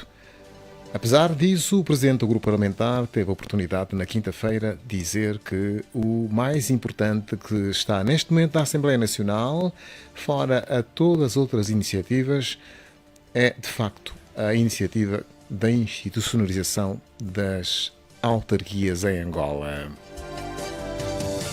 Agora vamos a outra intervenção, nomeadamente com a doutora Mihaela Neto Weba. É uma filha de Luanda, cristã, jurista de profissão, licenciada em Direito pela Faculdade de Direito da Universidade de Coimbra. É mestre em Direito Constitucional, docente da UMA, se quiserem, Universidade Metodista de Angola, onde leciona as disciplinas de Direito Constitucional e Direito Processual Constitucional. É membro da Associação Internacional de Direito Constitucional desde 2010. É membro da GOPAC, a Global Organization of Parliamentarians Against Corruption, desde 2013. Deputada da Assembleia Nacional, membro da Comissão dos Assuntos Constitucionais e Jurídicos e terceira vice-presidente do grupo parlamentar da UNITA. Vamos ouvir a intervenção da doutora Mihaela Weba. Obrigada. Muito boa tarde a todos. Doutor Alexandre Solombe, Moata Sebastião, Manuel Cangundo, perdão, e Albino Paquice. Muito boa tarde também. Caros cidadãos, alguns aqui representantes da sociedade civil, académicos, profissionais liberais, alguns representantes de igrejas, sindicatos, associações de estudantes, estou aqui a reconhecer alguns, representantes de partidos políticos. Muito boa tarde a todos. O doutor Solombe esqueceu de dizer que eu faço parte da UNITA. Essa parte é importante, sim. Não pode dizer. E desde 2011 que faço parte do comitê, da comissão política da UNITA. Antes de mais, eu quero agradecer o convite formulado pela organização Projeto Agir, na pessoa do Dr. David Sambongo, para estar aqui hoje com todos vós para falar de algo extremamente importante, pertinente, como o assunto das autarquias locais. O tema que nos apresentaram: que autarquias teremos em Angola? Ao nível do Parlamento, nunca estivemos tão perto de aprovar uma lei consensual sobre a institucionalização efetiva das autarquias locais. Os 2 diplomas já aprovados, na generalidade, prevêem a constituição de uma comissão eventual, especial, a ser criada pela Assembleia Nacional para garantir que o diálogo político seja profícuo e abrangente para o alcance de um único objetivo: a concretização na Constituição no que se refere à organização democrática do Estado ao nível local, que compreende a existência efetiva das autarquias locais no mesmo espaço territorial em que se constitui o Estado unitário da República de Angola. Vamos propor que esta comissão discuta primeiro as questões políticas de fundo que separam as duas propostas e seja presidida pelo consenso e não pelo princípio do rolo compressor da maioria. Foi assim também em 2011, quando a Assembleia Nacional aprovou a primeira lei orgânica sobre as eleições gerais, que teve, em meu ver, resultados satisfatórios. Estou certa que esta comissão que se esta comissão trabalhar com sentido de Estado e apenas para a prossecução do interesse dos cidadãos, respeitando a supremacia da Constituição, poderemos ter uma lei aprovada de acordo com a vontade dos angolanos. A questão das autarquias encerra questões políticas fraturantes que afetam a estrutura conceitual, psicológica e funcional do Partido-Estado e animam mitos, desconfianças e temores infundados. Precisamos de algum tempo para um diálogo distendido, aberto e fraterno que elimine as barreiras e encurte na mesa negocial a distância que separa a UNITA e o povo de um lado, do MPLA e o Executivo do outro lado. E coloco assim porque nós conseguimos perceber quem efetivamente não quer institucionalizar as autarquias. Identificamos 12 questões políticas fraturantes. Para sermos produtivos, vamos recomendar que antes de se iniciar a discussão jurídica na especialidade, as lideranças parlamentares discutam estas 12 questões e as conformem à Constituição e à vontade geral dos angolanos. E que questões são essas? Primeiro, motivações políticas estratégicas dos proponentes. Segundo, objetivos políticos estratégicos dos proponentes. Terceiro, conceitos fundamentais sobre a natureza do poder local na Constituição da República de Angola. Quarto, princípios orientadores estruturantes. Quinto, competências a transferir do Estado para as autarquias locais. Sexto, o momento da transferência. Sétimo, as formas de transferência. Oitavo, em que medida as autarquias locais poderão incorporar no seu quadro de pessoal uma parte dos recursos humanos das atuais administrações municipais. Nono, como estruturar as tarefas essenciais preparatórias para as primeiras eleições autárquicas sejam realizadas antes do final de 2026. Décimo, como fiscalizar as tarefas essenciais preparatórias para as primeiras eleições. 11º, como os cidadãos poderão eventualmente participar na execução dessas tarefas preparatórias para a implementação efetiva das suas autarquias. 12º, quais os prazos minimamente aceitáveis para que sejam materializadas as autarquias locais. Estamos a falar de autarquias locais há muito tempo. No período de 1975-92, já vimos que com o Partido Único, o artigo 51 nunca foi materializado. De 92 a 2002, a altura em que terminou a guerra, também não conseguimos materializar as autarquias locais. Desde que a guerra terminou em 2002 até agora, 2024, são passados 22 anos. Quanto tempo mais precisamos de esperar? Temos que responder a essa questão. Que autarquias teremos em Angola? E a primeira provocação foi se as houver. Máxima descentralização, indo para um modelo dos Estados federais e dos Estados unitários regionais, como, por exemplo, Portugal, a Espanha ou a Itália. No caso, Estados federais, como os Estados Unidos ou o Brasil. Média descentralização nos Estados unitários descentralizados. Mínima descentralização nos Estados unitários descentralizados de países com regimes autocráticos. O que é que nós queremos? Como Moçambique? Já foi aqui dito que o tipo de autarquias, a Constituição já vem nos estabelecer. No artigo 218, temos autarquias municipais, que são a regra. Temos autarquias supramunicipais e as autarquias inframunicipais. As autarquias supramunicipais e as autarquias inframunicipais são a exceção. Portanto, a regra, em nosso entender, são as autarquias municipais. Então, vamos começar a analisar as divergências.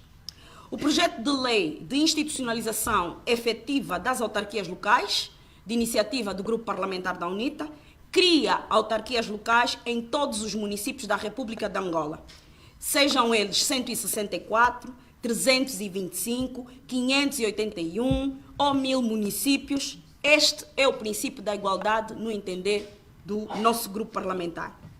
A proposta de lei da institucionalização das autarquias locais, de iniciativa do Executivo, não cria uma única autarquia local. Remete para uma outra lei ou outras leis a criação das autarquias locais, com o argumento de que esta proposta visa estabelecer o regime jurídico para a institucionalização das autarquias locais e as medidas de transição da administração local do Estado para as autarquias locais. A proposta do Executivo traz novamente o plano de tarefas essenciais para a realização das eleições gerais e autárquicas de 2015. Esse plano de tarefas estabelecia um calendário que deveria ser cumprido em 1 ano. Mas eu vou rapidamente ler que tarefas são essas para vocês perceberem se em 1 ano é possível fazer essas tarefas. Atualizar os dados do registro eleitoral oficioso em todos os municípios do país. Massificar a atribuição do bilhete de identidade, particularmente para os cidadãos maiores. Aprovar a legislação essencial para o normal funcionamento das autarquias locais. Definir os limites territoriais de cada circunscrição administrativa de implantação das autarquias locais. Isso a Constituição já faz, quer no artigo 5º, quer no artigo 218. Por quê? Porque é a nossa Constituição que vem estabelecer que administrativamente Angola divide-se em províncias, municípios, comunas e entes territoriais semelhantes às comunas. Portanto, esta delimitação da área das autarquias locais, pensamos que não faz muito sentido. Proceder ao levantamento dos recursos humanos ao serviço dos órgãos da administração local do Estado. Implementar um programa de formação dos funcionários públicos, agentes administrativos e demais quadros da administração local do Estado. Ora, os atuais funcionários da administração local do Estado levaram quanto tempo para serem formados? 1 ano? Não acredito. Inventariar o patrimônio e as infraestruturas públicas existentes nos municípios e selecionar o patrimônio imobiliário a transferir para as autarquias locais. Adaptar a estrutura e funções do Orçamento Geral do Estado com vista a uma adequada delimitação de competências entre o Estado e as autarquias locais em matéria de investimentos públicos e gestão das receitas locais. Adaptar a estrutura e os sistemas de tecnologias de informação e comunicação da administração tributária, que é a única administração que está em todos os municípios, para além da administração local, para a arrecadação e afetação de receitas locais. E implementar um sistema de prestação de serviços municipais de cobertura nacional. Isso é o plano de tarefas que vem na proposta do Executivo. Todas essas tarefas são da exclusiva responsabilidade do Executivo. A minha pergunta é: quem propôs isso não conhece o artigo 117 da Constituição, que estabelece que as competências do Presidente da República só são aquelas que estão previstas na Constituição, e nada mais e nada menos? Eu estou a tentar avançar um bocado para não... Ok. A proposta do Executivo estabelece princípios gerais, mas não os define. Vai rebuscar o plano de tarefas como mecanismo dilatório para se perder mais 10 anos com a ideia encapuçada de gradualismo territorial. O gradualismo foi revogado da Constituição. Não há volta a dar. O projeto do Grupo Parlamentar da UNITA foi elaborado e pensado de acordo com o que a Constituição estabelece para a existência e realização das autarquias locais, nomeadamente o artigo 2º, o artigo 3º, o artigo 5º, o artigo 8º, o artigo 23, 54, 214, 217, 218, 219, 220, 221, 222 e 242. A proposta do Executivo foi elaborada e pensada de acordo com algumas normas da Constituição, a saber, o artigo 5º, 8º, 217 e 242. Eles entendem que não se deve institucionalizar em todos os entes territoriais chamados de municípios.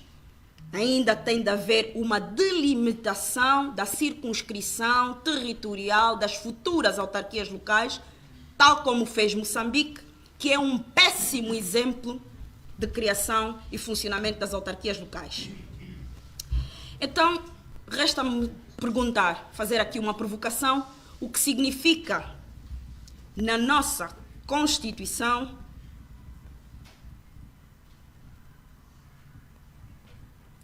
o artigo 242. O artigo 242 era o tal que previa o princípio do gradualismo. E o princípio do gradualismo já não existe na Constituição. Significa dizer que, como essa disposição foi revogada na sua letra, pensamos que também no seu espírito e na sua intencionalidade também deve haver revogação. Revogado o espírito gradualista quanto à criação, acreditamos que a substituição do vocábulo criação pelo vocábulo institucionalização ou a manutenção da expressão oportunidade da sua criação não visam contradizer ou ofender outros princípios constitucionais e muito menos aqueles de hierarquia superior, como os princípios estruturantes, sob pena de atuação de má-fé, ofensa à fé pública e de fraude à Constituição. A ideia do gradualismo, infelizmente, continua na estratégia dos nossos irmãos do MPLA. Por que razão Luanda pode ser autarquia e o Xinguar, que é o município de Angola que mais crianças tem por metro quadrado, não? Por que razão Dirico não pode ser município e Viana, Cacoaco e Kazenga podem ser? Por que excluir os cidadãos da participação cívica e política nos seus municípios, se somos todos angolanos e, de acordo com a Constituição, temos todos os mesmos direitos e os mesmos deveres? Há aqui, nesta sala, alguém que não paga IVA? Não. Okay? Então, ninguém deve ser excluído da participação cidadã no processo autárquico. Por quê? Porque todos os angolanos pagam impostos. O IVA é para todos. Para quem trabalha, para quem não trabalha, basta ser consumidor, está a pagar IVA. Mas eu dizia que os nossos irmãos do MPLA estão numa lógica de gradualismo territorial e o argumento que sempre utilizaram era de que os municípios não tinham dinheiro.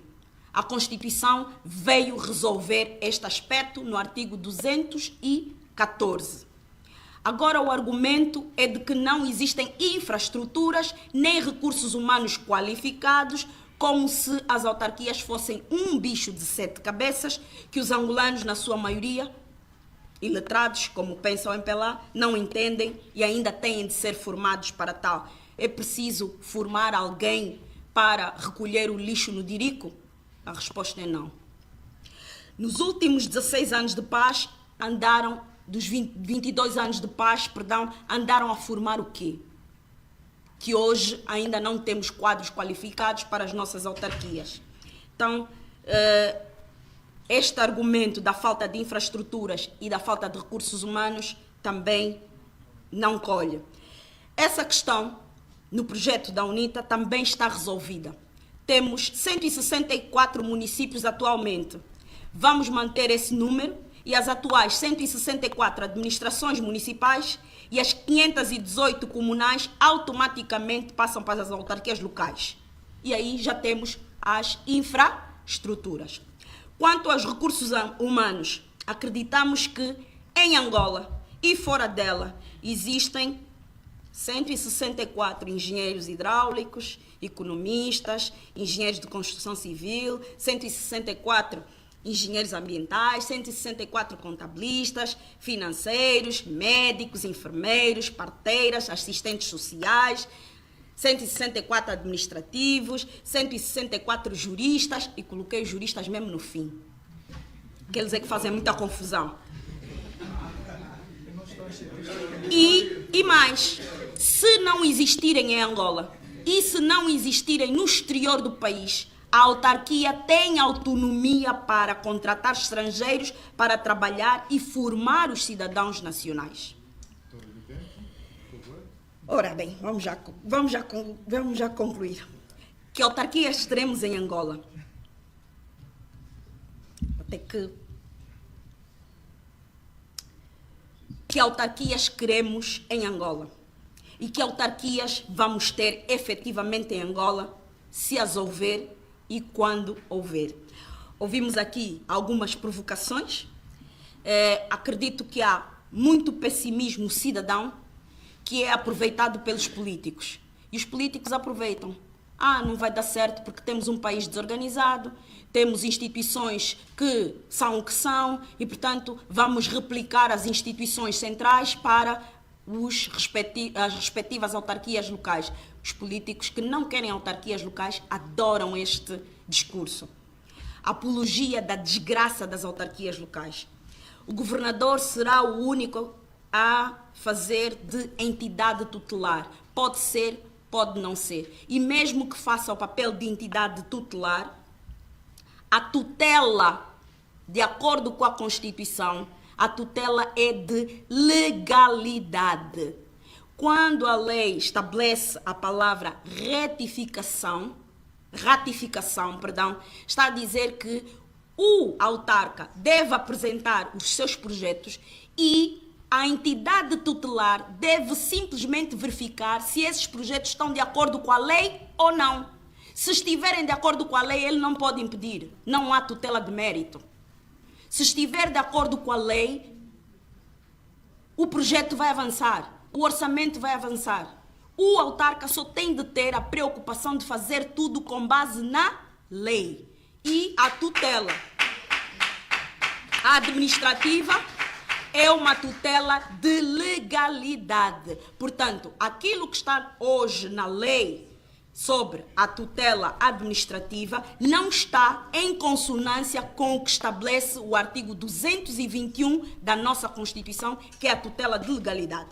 Depois foi aqui falada da questão do dinheiro. A Constituição também já responde a essa questão. A outra provocação que foi feita aqui pelo Dr. Paquice, meu grande amigo, Dr. Paquice, foi as desconfianças imensas entre o MPLA e a UNITA, a teimosia, sobretudo a teimosia da UEBA. Eu devo lhe dizer que eu hoje ando com paciência de Jó. E é incrível, eu penso que todos verificaram como é que foi apresentado o projeto de lei de iniciativa do grupo parlamentar na Assembleia, a forma como apresentei. Essa tem sido a minha postura nos debates e nos encontros com os nossos irmãos do MPLA. Tudo aquilo que está na Constituição, vamos só cumprir como está na Constituição. Por último mesmo, o grande desafio está lançado, não sei se vamos conseguir materializar. E que desafio é esse? Temos que colocar todos os interesses político-partidários abaixo dos interesses nacionais. Se conseguirmos fazer isso, colocar Angola e os angolanos em primeiro lugar, vamos conseguir resolver essa questão que já dura há mais de 49 anos. Sempre houve desculpas para não descentralizar. Primeiro, foi a questão da guerra. Depois, a consolidação da paz. Sim, a paz e a reconstrução nacional também já foram desculpa para não se fazer autarquias. O quadro legal inexistente, o dinheiro, a nova divisão político-administrativa, as infraestruturas, os recursos humanos, tudo isso foi desculpa para não se fazer autarquias. A sabedoria popular tem dito de modo muito certeiro: quem quer arranja um meio, quem não quer inventa uma desculpa. Se conseguimos nos afirmar enquanto cidadãos, enquanto deputados de todos os cidadãos angolanos, vamos efetivamente ultrapassar todas as contradições, chegar a uma plataforma de entendimento e consenso e avaliar até que ponto as desconfianças, os problemas, a questão da Comissão Nacional Eleitoral possam ser efetivamente ultrapassadas para que os cidadãos angolanos possam materializar a tão almejada ideia das autarquias locais. Muito obrigada.